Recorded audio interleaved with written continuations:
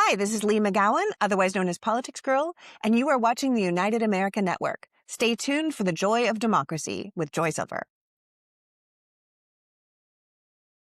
I'm a strong believer in not pulling the plug on what quite literally reflects our humanity, serving the most underserved people, knowing that they're not forgotten, because we're all a lot closer to that than the endless riches. This is The Joy of Democracy with Joy Silver, and this is part 2 of Straight Out of Rivco with your hosts, Anyse Smith and Francisco Ramos, and their guest, Chris Castorena, Planning Commissioner for the City of Bannock.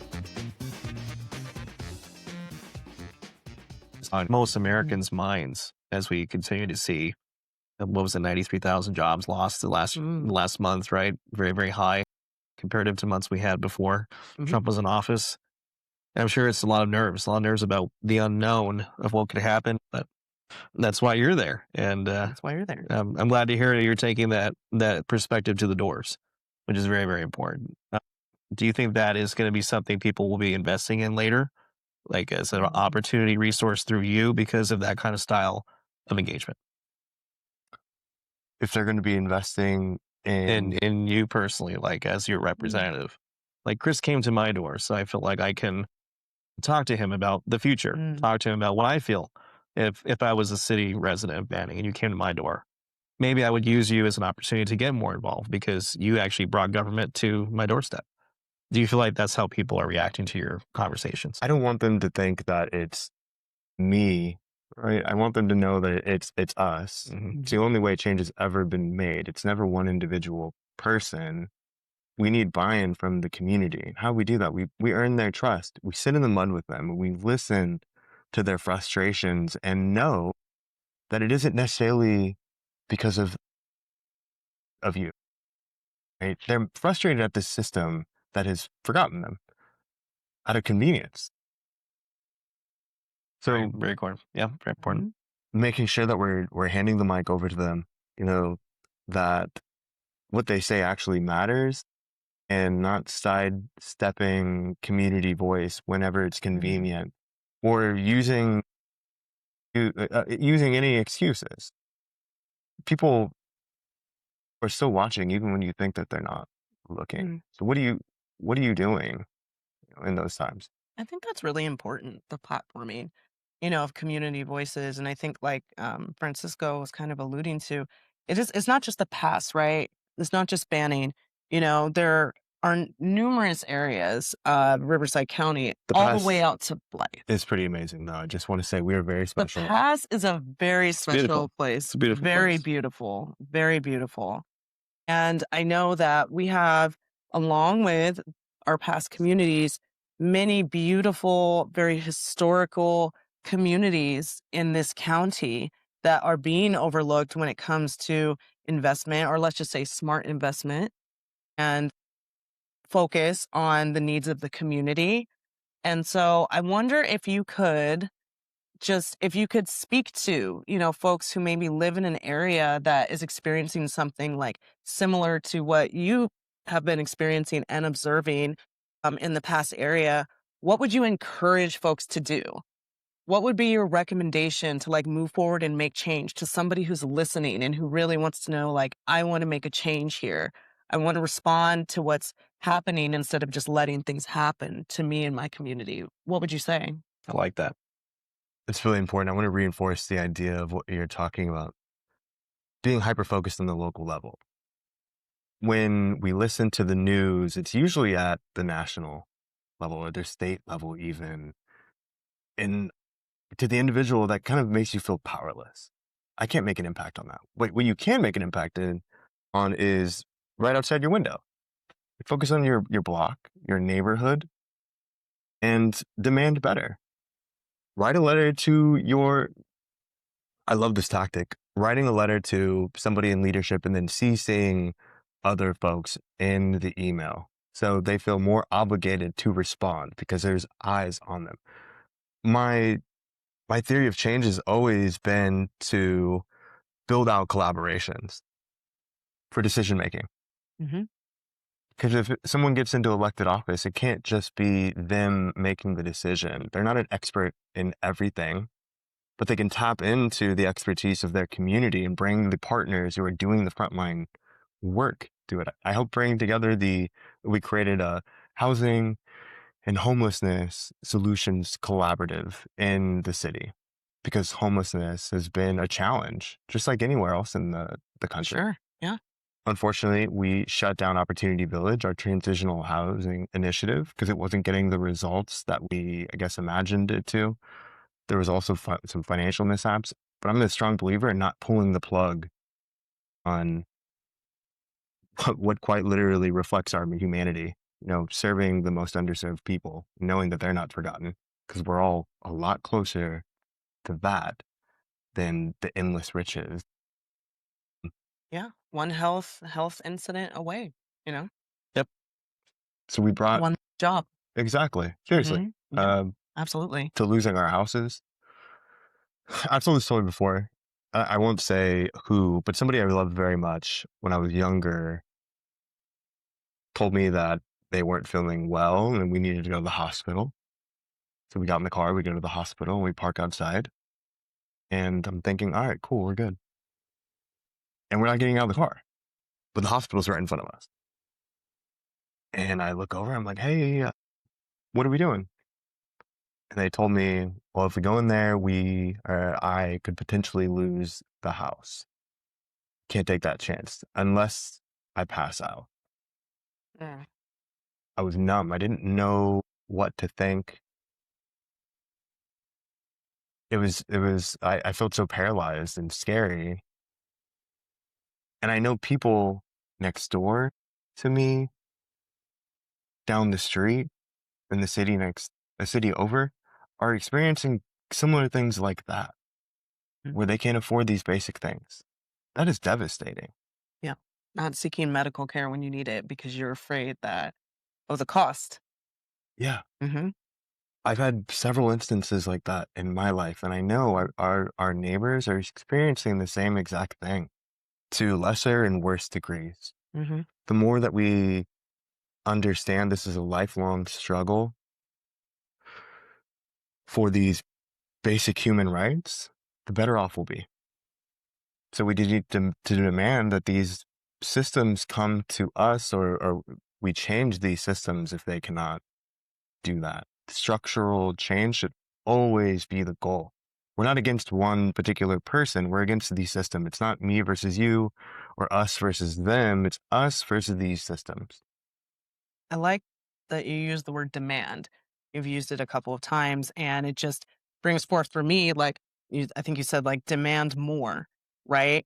And that's a lot of what I've taken, from what we've been talking about here, is that you've observed these issues and these challenges, and you're not standing by, while they happen. We're demanding more. And so I know I would love to learn more, and I know our listeners would love to learn more about how to demand more, right? Because I think that there's definitely, that feeling amongst folks like, okay, we want to do more, we want to see differently, we want to dream better and bigger beyond what we're seeing right in front of us.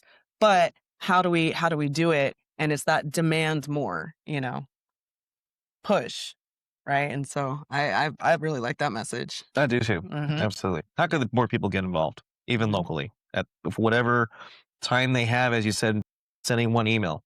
What else can they do at that level? It's a great question. Join a local organization. Join a local organization if you can. Walk your block. Start going on walks more. Seriously, simple things like that. Meeting your neighbors. When I first moved into my house up San Antonio Avenue, it's one of my favorite streets because it connects all the way up from the San Antonio Cemetery. It goes up to the bench area, down to the high school, and all the way up to Idlewild. Mhm. Meet your neighbors. Sorry, what I was saying. When I moved in, I put in a little free library to hold space for the community to share literature. That's one of the places, the things that our society has still fought Great. for and Mhm. decided that is a public good that we should not have to pay for. The library. What a radical concept.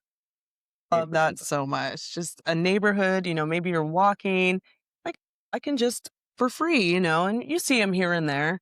But I think it's a really nice idea, because it creates community, right? It can create conversation, give folks access to things they might not have access to. And it's all, free of charge. You're sharing knowledge Yeah. and you're going to say hello. Mm-hmm. A few of the neighbors I've met, they're like, you're the guy with that little library in the front of their house, right? Yeah. Oh, I've used it a few times. Mm-hmm. Like, wonderful. Please keep doing that. Come by. Yeah. I got a really cool espresso machine. Mm-hmm. I'll make you a latte. Right. And I really think that speaks to like what makes our communities is the residents, right? It's those relationships that we have, and I know in a, I don't know, foregone era used to be that everybody knew their neighbors, everyone knew their neighbors, everybody's kids played together, all that type of thing. And now, I hear often from folks like they don't know their neighbors, they never speak to them. And there are a lot of reasons for that. People come home late from work and you're not going outside. I just want to say that's by design. It's not that neighbor's fault. Mm-hmm. Yeah, I don't think it's anybody's fault, really, right? Because we're all operating in this kind of system. I want to call this out specifically, though, because the development pattern in North America has been around the car. Everything is car-centric. We're not developing intentionally at the human scale anymore. We're not creating walkable communities. Yep, absolutely. Again, on the east sides of cities, you see less and less sidewalks. That's by design. It's not an accident. So our people are being isolated. They're getting in their cars alone. They're driving to work alone, and they're coming back. There's no incentive. There's nothing in the built environment for them to, perchance, bump into a neighbor. We don't have corner stores. We don't have corner coffee shops anymore. Yeah. Right now, you hear the complaint or I guess scare tactics is that, oh, we don't want to be the big city. Why would we let a corner store in a housing or a single family housing zoning area? Well, if you look at the photos originally of our community, and this is most communities, you had a corner store on nearly every block, right? You had those coffee shops, you had barbershops, you had all of those things. You had resources within the 15-minute walking distance. So you were meeting your neighbors because it was a part of your built environment. Whether you liked it or not, most people enjoyed it. And you got to meet and hear the stories of all these wonderful people in your community. In fact, the best developments, housing specifically, are ones where you have the intermixing of incomes, where the wealthy and the working class are there meeting each other and sharing knowledge. We all have something unique to share, and we learn from each other, and we're better for it. Right now, we have so much of that segregation. It's not okay. Again, what's been normalized is not normal.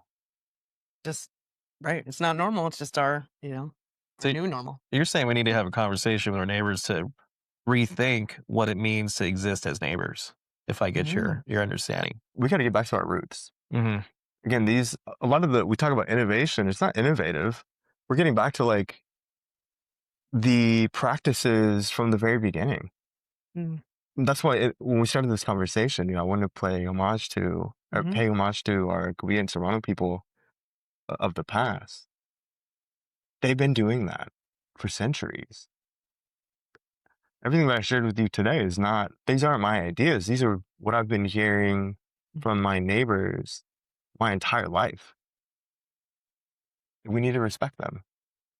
I think that's an important message, respecting those who have been here, right? Our tribal nations, all their contributions, to the communities surrounding, and the contributions they continue to make to the community. So I know that I've learned a lot. And I think this is a really great conversation because, again, as such a large county with, we have our county seat, we've got Riverside, we've got Palm Springs, we've got all these places, but we are also what makes us so rich in this county as well is that we have communities, and cities like Banning, that have such history and present such opportunity for folks, to really come and make a life. I was going to say, you mentioned Beaumont being the fastest growing city. Mm-hmm. We are actually the fastest growing city, I think, Oh, is that right? 2022 for a blink of an eye. For a blink of an eye. And the sign still exists right off the freeway. Oh, it's a faded billboard now. Yeah. I've seen it. Yeah. You know which one? I passed by it. Yeah. A couple times. Yeah. So I just say that, though, again, going back to the idea, the fastest isn't always the best. Or being more intentional usually takes more time. And I like to think about whether I'm on planning commission or just a resident, looking more inward and of my immediate relationships with my loved ones, with my neighbors.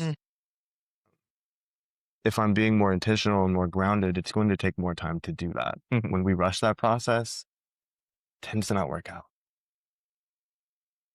be a little more intentional, Absolutely. you know, in how we operate. And I think that that's an important message as well that I've taken from our conversation today, is that, you know, to be more intentional and being a community member, right? Don't just live somewhere, don't just sleep somewhere, but be an intentional part of that community.